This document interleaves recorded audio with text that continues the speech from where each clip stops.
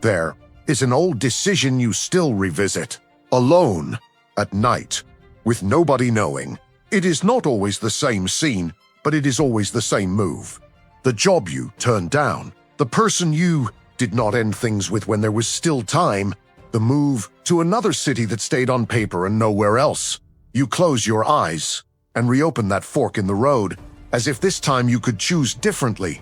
You replay the path, test the other answer, imagine the other life that would have come out of it, and you have done this 1,000 times already. None of those 1,000 times changed what actually happened. You know that rationally, and you still go back, because this is not about logic. It is about a weight that settled into one specific point in your history, one that, every now and then, still presses down as though that day were yesterday. The strange part is that this weight never shows up in the obvious moments. It does not show up when someone asks about it directly.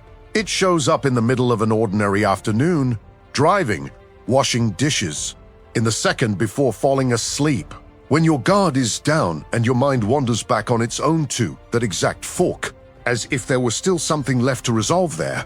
There is not. And that is exactly where something nobody has told you about regret actually lives.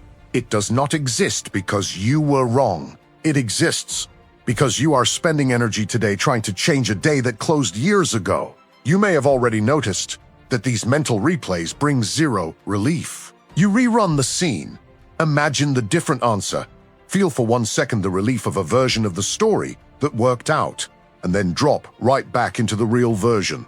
The weight now doubled by having visited a fantasy that changes nothing. It is like reopening a wound just to check whether it still hurts. Dois. And it will keep hurting for as long as you keep reopening it, hoping this time you will find a different answer inside. The Stoics had a simple filter for separating what can still be worked on from what cannot, and when you run that filter, one item at a time, against your own regret, you find something uncomfortable. Most of the weight you are carrying is no longer, and maybe never was, in your hands.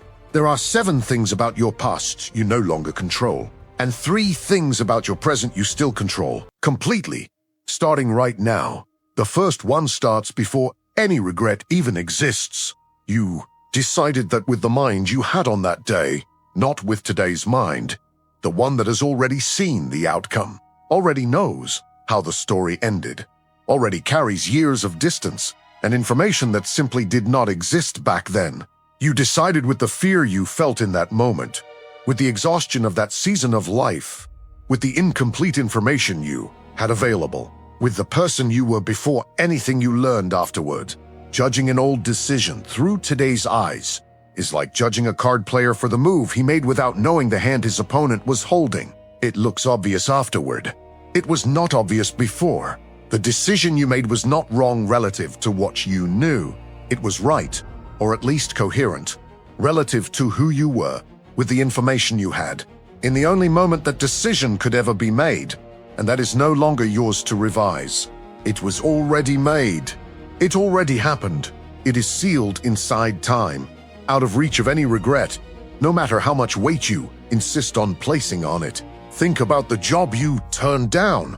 At the time, it may have looked too risky, or maybe another priority felt more urgent. A young kid at home, a debt to pay off, a real fear of leaving what was already known. Today, with the outcome sitting right there in plain view, it is easy to say you should have taken it. But the person who decided to turn it down did not have that outcome in view. They had only the real fear of that moment, and decided with what was actually available then, not with what only became visible afterward. But even after accepting that, there is still a piece of the weight almost nobody names. The second thing you no longer control is how the other person reacted to your choice. If it was a relationship that ended, or one you did not end when you should have, there is a reaction from the other side that got recorded right alongside the memory, her hurt, his silence, however well or badly decision made. And part of the weight you carry today is not even about the decision itself. It is about how the other person handled it, something that was never, at any point, under your control. You cannot rewrite anyone's reaction. You can only ever control your own part, And even the then. The other person's pain, the other person's anger, however they chose to carry it, was always theirs to manage.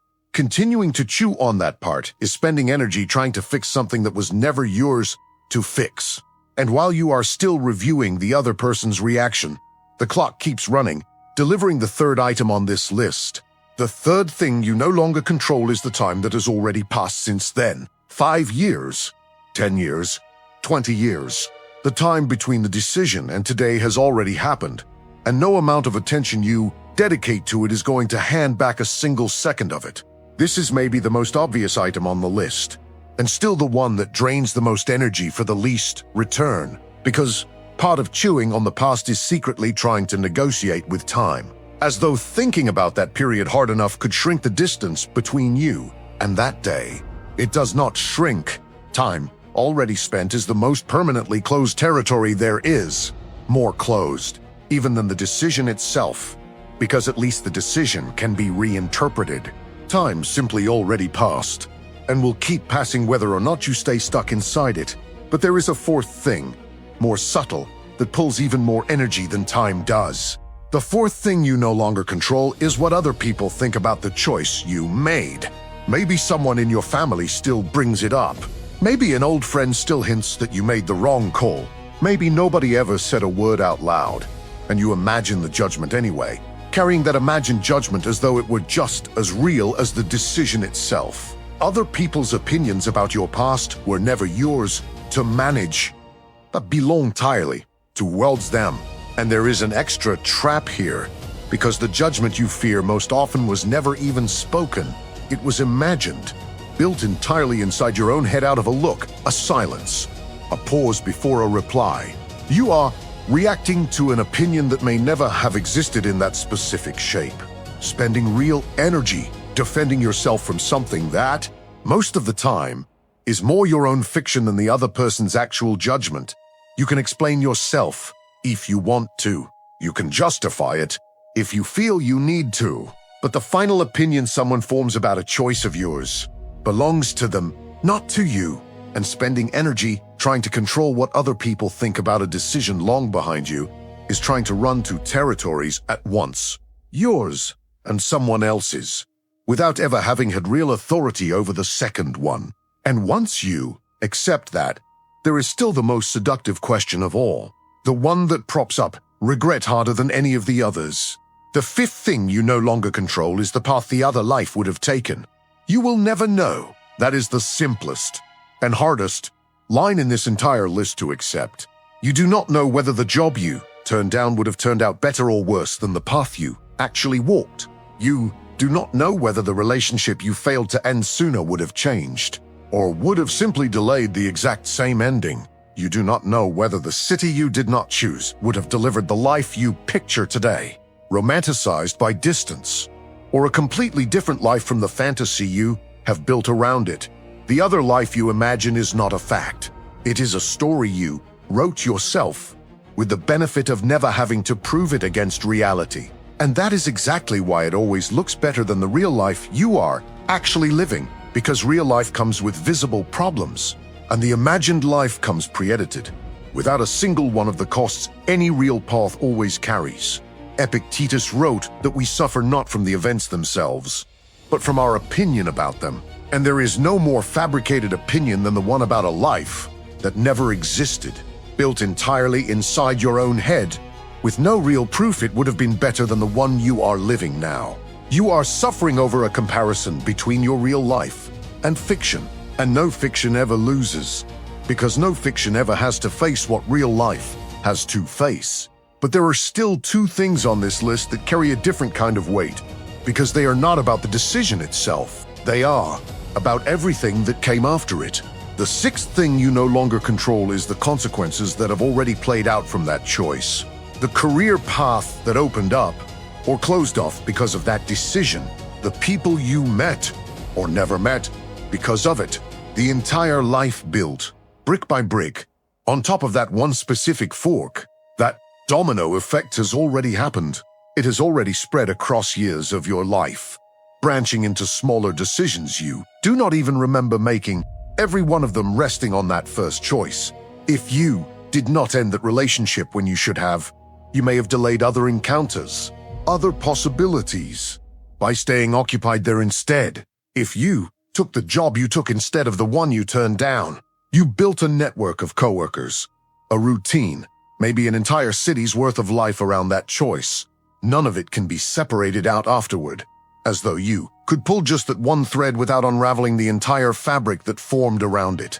You can acknowledge the domino effect. You can even feel sadness over some of the branches it produced. But you cannot undo it, because undoing a domino chain that has already fallen would mean rewriting every single piece that fell after it. And that is simply not available to any human being, no matter how many times you replay the scene at night. And the seventh thing, the last one in the first part of this list, is maybe the hardest to accept, because it requires looking at yourself with a distance almost nobody practices easily. The seventh thing you no longer control is who you were in that moment. The person who made that decision had the fear they had, the limits they had, the maturity they had at that exact stage of life. That person no longer exists in exactly that shape. You have already changed, already learned things they did not know, already had experiences that rearranged entire parts of how you think today. Holding an old version of yourself to the same discernment you have now is applying a standard that simply was not available back then. Marcus Aurelius wrote to himself every morning the way someone revisits themselves honestly, but without cruelty. He acknowledged his own mistakes without destroying himself over them, because he knew the rational mind can only act with the clarity it has available in each moment, and that demanding retroactive clarity from yourself is a subtle form of injustice applied against the one person who never had any way of defending themselves from it, which is you back then. You cannot fix who you were. You can only recognize that person did what they could do with what they had. In the only moment that decision existed, those are the seven things no longer in your hands.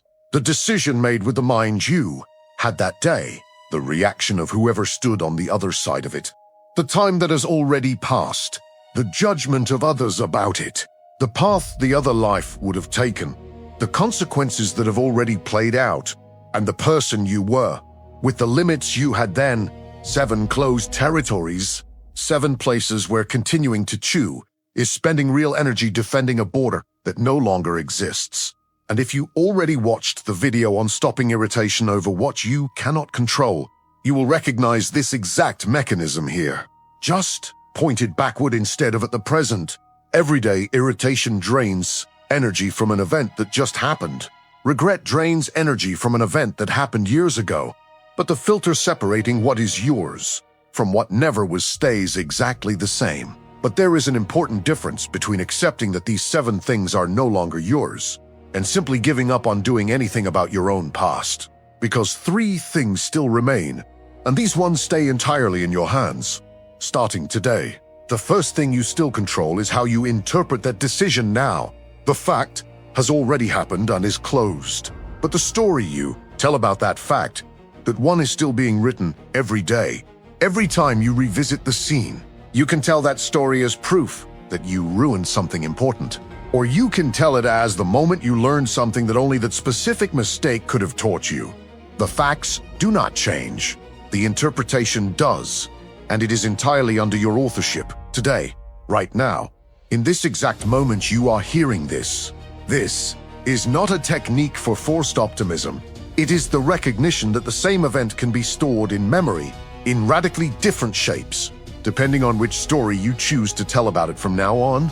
And that choice, unlike everything that came before it, is still entirely yours. The second thing you still control is what you do with the time you still have left. You cannot get back the years spent chewing on that decision, but the time still remaining stays completely available. And every minute of it spent reliving a closed fork is a minute not being used to build what can still be built. Seneca wrote about the shortness of life not as a lament, but as a practical warning. It is not that life is short. It is that we lose a good part of it doing things that do not deserve the time they receive. And chewing on a past that cannot change is exactly that kind of expense. The time remaining comes with no guarantee of quantity, but it comes with a more important guarantee, which is that it still sits At this exact moment, under your full authority, nobody decides for you what to do with the next hour, the next month, the next year. That, unlike everything already past, is still yours to decide. And the third thing you still control, the last one on this list, is maybe the most decisive of all, because it determines the weight of everything that came before it. The third thing you still control is whether you carry that decision as guilt or as a lesson. Guilt looks backward and collects a debt that can no longer be paid. Lesson looks backward, acknowledges what happened, and uses it as material to decide better from here on out. Two ways of carrying the exact same fact, but the weight each one places on your daily life is completely different. One keeps you stuck at a point already behind you. The other turns that point into something working in your favor going forward. Neither option changes the past. Both are still in your hands today, even though only one of them actually sets you free. Notice what connects the 7 things you no longer control and the 3 you still do. None of them depend on changing what already happened. All of them depend on changing where you are placing your energy now. Today, in this exact moment, you are still listening. You spent years trying to solve an equation that no longer has a solution because its variables are already behind you. Meanwhile, a different equation, one whose variables are still entirely within reach, has been sitting there waiting without getting the same attention. This is not about forgetting what happened. It is about no longer paying, every single day, a debt time already canceled on its own. Think about how much of that weight you are still carrying today without realizing you could have already set it down. This is not a question meant to generate new guilt on top of the old one. It is only an invitation to notice, clearly, how much daily energy is being spent defending a border that no longer exists, while a different border, one still very much active, waits quietly for attention. If any of these 7 things still weighs on you, and if any of these 3 still feels too far away to believe today, write the number that hit you hardest below in the comments, 1 through 10. Sometimes just naming which one of the 10 is yours is already the first step towards setting down weight none of those 7 ever deserve to carry. Marcus Aurelius wrote that the soul takes on the color of its own thoughts, and that it alone decides what color to wear from here on out.